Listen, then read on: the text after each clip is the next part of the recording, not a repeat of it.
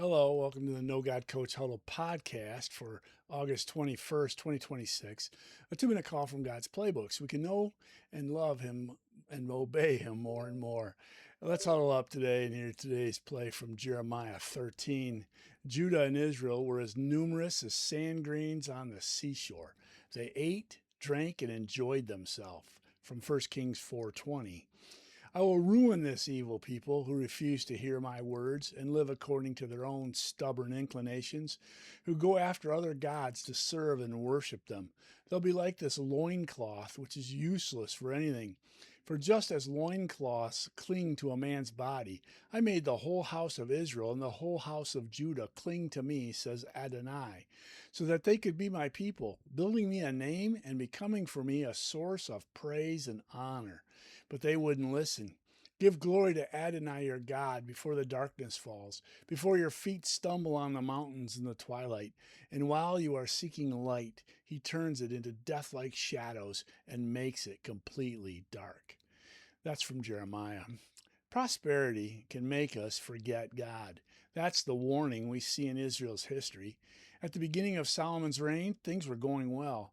First Kings said that they ate, drank, and enjoyed themselves. God blessed them with peace and prosperity and security. But generations later, Jeremiah describes a very different people.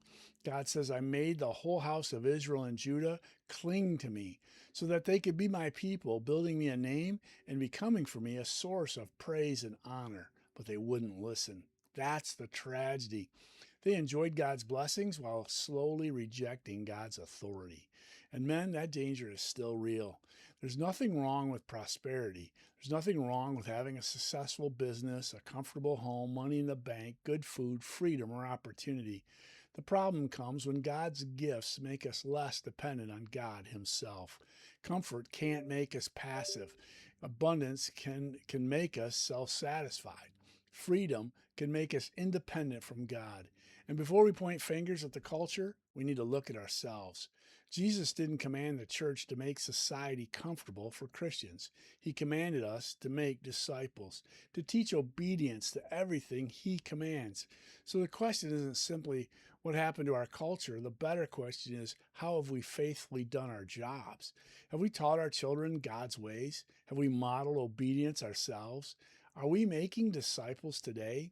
Have we used our money, our businesses, our homes, and influence to make God's name great and an honor in our nation? Or have we mostly used His blessings to make ourselves comfortable? Jeremiah gives us this warning: give glory to God before the darkness falls. Men were not guaranteed continued prosperity, and we're not guaranteed comfort. We are not guaranteed a culture that supports Christian faith, but we are called to faithfulness. So run today's play.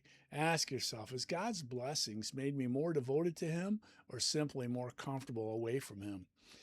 Then take one blessing God has given you and use it for His glory instead of your comfort.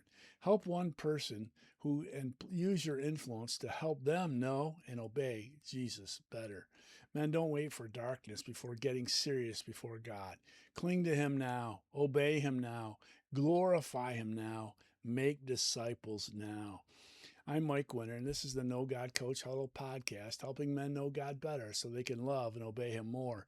If this podcast helps you know God better so you love and obey Him more, share it with a friend, write a comment, subscribe so that other men can find their way into the huddle.